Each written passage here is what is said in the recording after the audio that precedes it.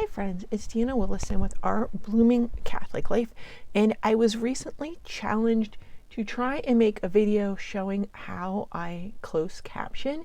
And so I'm going to jump in and show you one of the ways that I do it. Of course, there's more beginning stuff, but I just want to show you how easy it is to edit closed captioning and how whack it is when you don't. So I'm in YouTube Studio. You can see over here I could have picked Details, Analytics, Editor, Comments. This is under Subtitles. Now we call it closed captioning because it's going to be little boxes that appear on the bottom of the screen. And they call it closed captioning, but what most people call closed captioning is those auto-generated things that are just awful. They get everything wrong. There's no capital letters. There's no punctuation. And it's more like what's down here. You can see I've just barely started editing it. And this is decent because I was literally reading from a book. When I read sections from the book, it sounds a lot better. Like here's something I just said myself, and you can see it's varying levels of accuracy. It does seem to get the ums. And you can see most of it ends up in a big block of text. The problem is this, what looks like a line here in the editor is not a line here when it comes up in closed captioning. So let me close my laptop down a little bit. Can you see the bottom of that screen? Yes. So here are the blocks of text coming through, and here are the sound waves that go with it. And you see here's a little magnifier. I can make this bigger. Ooh, it's going to take a minute. I never do it that size. I don't know anybody that does. That's ridiculous. But when you need, if you need to move quickly, so you can make it down. And what that does is gives me the ability to quickly go back. Earlier in a long video, that's important. Most people's videos are fairly short, and so they don't need that. You also can't edit it when it's that tiny if you're doing these blocks, because see, look, the blue highlighted one is the one that's on the screen now, which is much earlier than this text here. And let's see here. See this block here? I'm going to click on it, and now suddenly the bar, this bar here is what's up on the screen. You can see here's the timing of it. It's 13:55 out of a total of 33:51. And you can see it corresponds. The time moves as you move that line. So when that line is here, it's what's on the screen, and I also know that because it's highlighted in blue. Now I can do things with this box. Say it's in the wrong place, like there's a gap. I want a gap of sound. I can actually move this guy around. I can make him longer if it's something really important and I want it to stay on the screen longer. It's a little tricky. Move it around. Moving this with my mouse pad on my laptop. And see now oops, clicked onto the other one there for a second. Come on. I'm gonna move that guy out of the way. Maybe I can do this better. And nope, it's not letting me make it longer today. It is not always the easiest thing. So a lot of people say, there we go, I made it longer. But you can see in the sound, there's actually a gap in sound here. See how tiny those sound waves are? That means I'm not talking. So I can extend this if it's something particularly complicated or a fact that people really need to see on the screen. But in this case, I don't really need to. And the quote actually ends there. It's a great place for a gap. It's nice to have a blank in the screen. Now these closed captions, when you're editing it, actually appear a smidge higher than they normally will. Normally when people are playing video, this isn't here in these, so these boxes are down on the bottom. I'm going to play that again quickly just so you can see without an enthusiasm for the foundation how much text is up there. New chosen life. I will say, friends, that applies for every level of education. If you're bored. So you can see there I stumbled. I said education twice, but I actually edited out one of them because it's not clear. And if I'm going to take the time to edit my closed captionings, I'm going to make them better. Here's something else I had just edited. And you can see I've edited it because it's shorter chunks. Now I'm not going to go through and change all of these right now. Normally I would cut a line off at a normal break, like where a comma belongs or at the end of, or beginning just before or just after a verb. It makes a great place to break it, but it doesn't always work out that way. So I do the best I can. In shorter videos, I'm really careful with these, making sure that each line is very intentional that appears on the screen. But with longer videos, it takes a long time for YouTube to process the timings. And so if I mess around with it too much in the beginning, it gets overwhelmed, and the closed captions may not be ready by the time the video airs. That's a huge worry of mine, because I really want to have the closed captioning there right away for the first viewing for everyone to see. And so here's one of the things I added some value. Now this is actually a quote, so it's a little awkward that I did this, but it was a long series of things that were both in either Italian or Latin, and then an English translation underneath. And so I made it into a list instead of, can I move it there? That's around, I happen to know that that's around 24. Again, how can I get there quicker? Shrink that down, put myself in the timeline, zoom over. I knew that's closer to 24. Ah, there's one of them right there. Scripta Leonis. Oh, there it is. Here it is in my editor, and you can see I have a full line up here, but that alone came out as 2 lines there. So what is this break here? I'm making sure by leaving a break here that this line is not going to appear on the same line as this one. And I think these have already been processed. Sororium S. Francisci, the writings of Leo Rufio and Angelo, companions of St. Francis. Legenda Perugina, the legend of...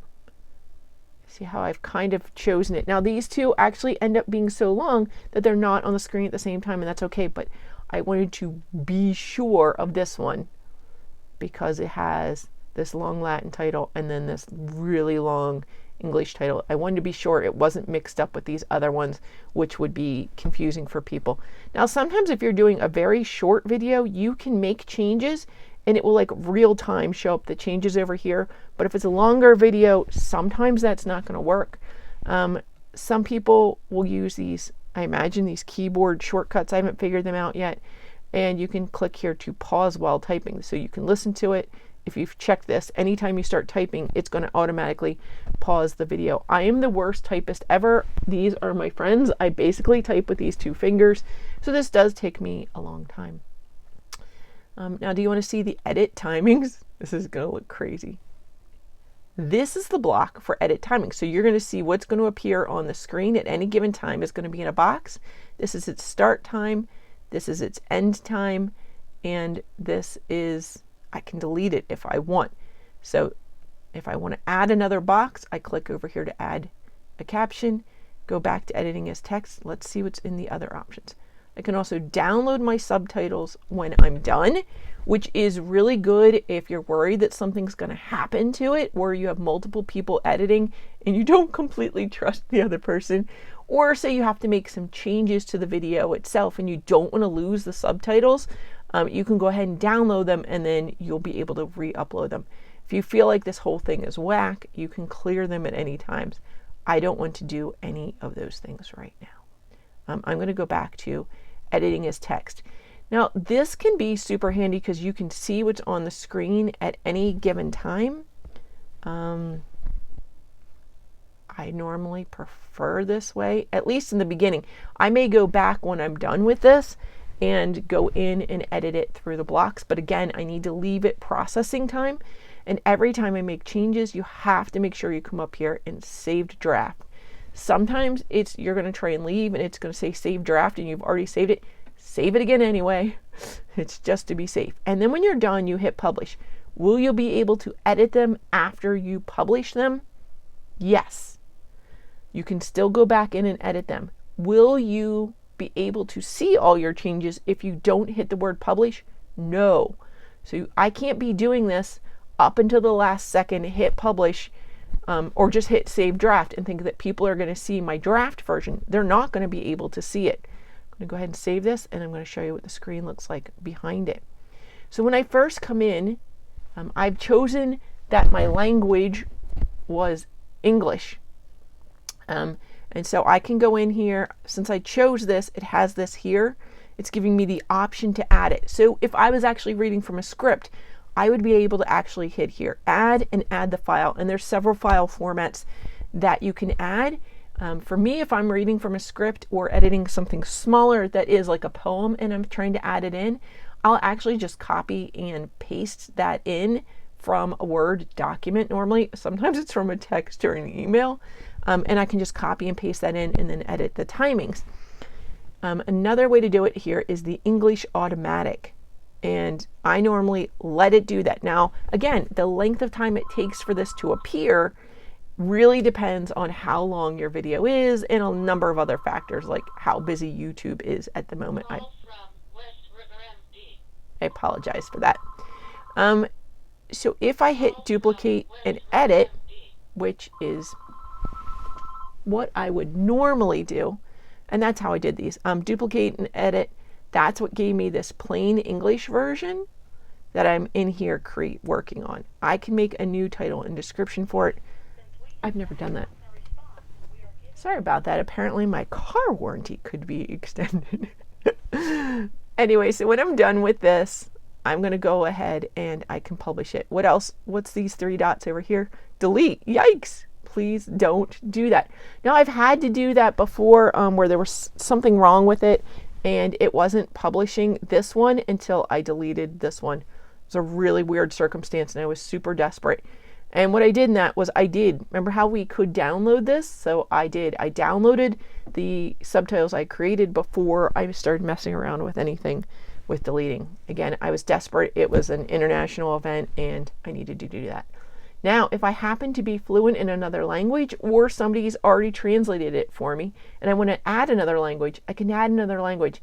That is one of the biggest things about having accurate subtitles in your original language and choosing these carefully is because then it can be translated. So I could actually add a language.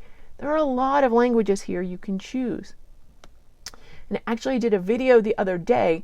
Now the introductions and all the title cards were in English, but the content of the video was purely Latin. And I was able to then choose that it was in Latin. And so I added Latin subtitles. Now I can actually go in, because I have that already translated, I can go back to that and add English subtitles as well. Wow, I'm gonna have to do that. I hadn't thought of that earlier. Now, a big problem with my videos is that they're English with some Latin in them. And again, it's going to only choose one language. It doesn't let you choose multiple languages for any particular video. Wow, that'd be a really advanced auto generator. So it doesn't do that. So I have to go in and edit the Latin in my English videos, because it's going to either assume that it's some whack English word and try to phonetically type it out, or it will just skip it. There'll just be a huge blank area suddenly in your closed captionings, and that's just not cool. It's not helpful. It's pretty awful. So how do I even get to this screen? I'm going to go back to channel content. Here are my manage video things, right? You've seen this screen before. You can see that one's scheduled to premiere, and it's scheduled to premiere tomorrow. So I really have to be careful and get this closed captioning done. So I'm trying really hard to get it done. And you can see now you can actually choose your premiere screen. So I choose this ambient one. This is just a fun thing. I really disliked the other one. I felt it was really ADHD. I don't know what's with all these whack colors and stuff. I guess it tries to get you excited. I'm not editing that. I liked it the way it was. But if I hadn't, I would hit schedule. You should be editing your time zone whenever you do it to make sure it's correct. No restrictions yet. It's scheduled. You can double check that date. Of course, there's no views yet because it hasn't premiered. There's no comments as well, or likes or dislikes. So that's it. How did I get there? Subtitles. I can click to it right from here. But that's pretty whack.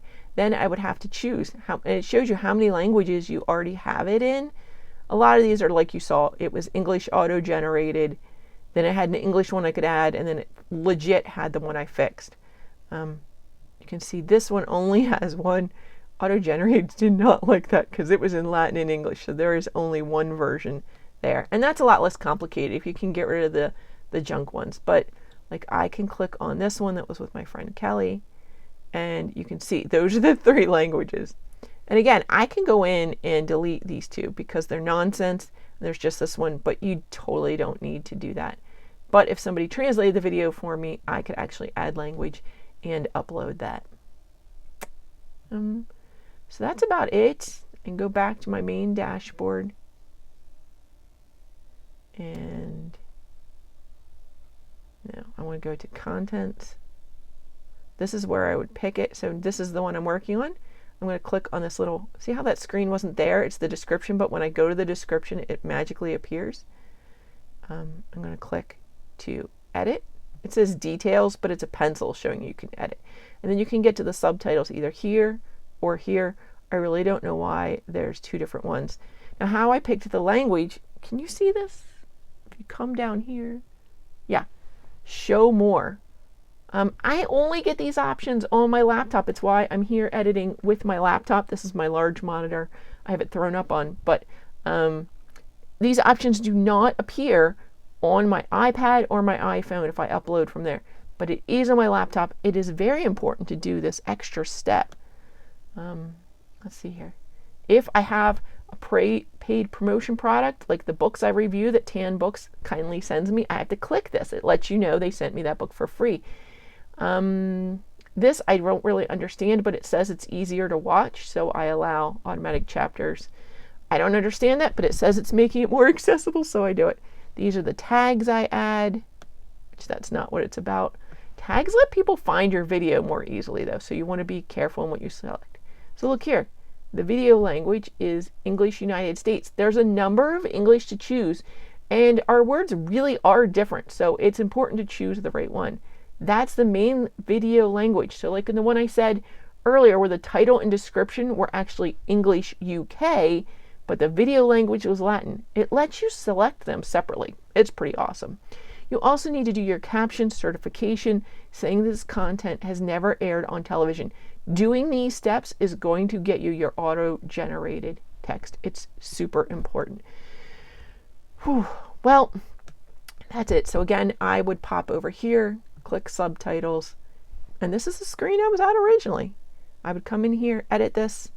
I'm actually going to go eat lunch. You can see I've already edited the prayers at the end, although I appear to have it twice. No, I know. It's only once. Little panic attack there. I kind of like to go in and do it because this is the prayer before the crucifix. And when you get to the end and it's already done a little bit, it's just like, oh, it's such a relief. It's such a blessing, really, to have that already done. So those are my top tips. It's also super important to get in here. If this is any kind of theology that you're putting up or you're quoting anyone, you have to be accurate with your quotes. Just like all the plagiarism, fair use, copyright laws. If you're quoting someone, and I have every right to quote, have short quotations in here because it's a book review, that is under the fair use laws. I have videos on my channel about fair use laws if you're not sure what those are. But I'm then responsible for accurately putting those closed captions up. I'm responsible for that. I have to accurately represent his work when I say I'm reading directly from the book. Direct quotes have to be direct quotes. I did do this a little bit here. If Brother Hugo wants to complain about it, I really don't think he would, but he knows where to find me. Yeah, so you have a responsibility. If it's theology and you go in and look, you'll see oftentimes there's craziness. You actually, even not just theology, you say things you don't know you're saying. And in theology, in fact, oftentimes you're speaking heresy if you don't go in and edit these. It's always important that people be able to understand. I mean, I know it's hard, but it's so valuable. When I started closed captioning, somebody had encouraged me to do it. I was doing some short videos, and they were people from all around the world reading British English poetry that also had some Shona, which is a language spoken in Zimbabwe, interspersed in it. And so the people all had different accents, but they were reading British English and using Shona words, it got really confusing, as sometimes I couldn't even understand what was going on in the videos. Oh yeah, and there were chickens involved. There were chickens in one video. And so I had to keep putting those in brackets because you can add that in, little asides or value added, like if you cause or sneeze. Yeah, see here, sips drink and rolls eyes knowingly. So you can add things that you do on the screen. You can add little notes about your actions as well when you do closed captions. And so when I first did those videos, I thought, I was having trouble understanding them. So I did it for me. I won't lie. I did it for me. And once I did it, though, the number of people using closed captionings jumped so insanely. I couldn't believe it. And then I started doing my own videos, and probably only a quarter, 1/4 of my videos have closed captions. I try and do it for all the new airing ones, and I'm trying to go back and get as many old ones as I can, but it does take a long time, and I'm a one-man shop here. But the percentage of people using closed captions jumped from 1% in English to 15 to 16% reliably using English closed captions. And then what happened is apparently there started being some accurate translations because people started using the closed captionings in other languages. And that just shows you there really is a need for it. You don't really feel like there's a need for it if you're a hearing person or the person is the videos in your native language. But once you start watching foreign language videos or videos with people with heavy accents, or you talk to people with different hearing abilities, it's really eye-opening. And I know I have a little bit of a lisp, so if there's a lot of S's in a row, maybe I'm hard to understand. So I really do this I started doing it for me, but I do it for other people. It's massively important. I've gotten a huge amount of support from people in the accessibility community for doing it. And I really want to encourage you. It is a lot of hard work. I'm not going to lie, but I want you to look at somebody who can't understand what you're saying and tell them it's just too hard. It's not too hard. It is hard. It's not too hard. It's worth it. Think of it as a penance, and maybe that you'll grow and be a better person and understand people more. And be open to feedback. People might not like where you're breaking these, and maybe they're going to have some other suggestions for you. There is no standardized best practices out there. It seems like every company that does changes things into closed captioning for you has their own best standards. So there's nothing across the board standard for doing this. So you have to pick your best way. And of course, my notes are really for English. When I say do it right before or after a verb, that might not work in other languages because they have different word order. Anyway, this is super important. I hope that you all find benefit in it. And let's just jump to the end, because we can pray our prayer together right here. If you're discerning this right now, let's jump over here and say our prayer before the crucifix. It's right here. I actually put it up in a picture on the screen for everyone, but it's also in the closed captionings. In nomine Patris et Filii et Spiritus Sancti. Amen. Summe glorioso Deus, illumina tenebras cordis mehi, et da mihi fidem rectum, spem certum et caritatem perfectum, sensum et cognitionem Domine, ut faciam tuum sanctum et verax mandatum. In nomine Patris et Filii et Spiritus Sancti. Amen. God bless you, friends. Bye.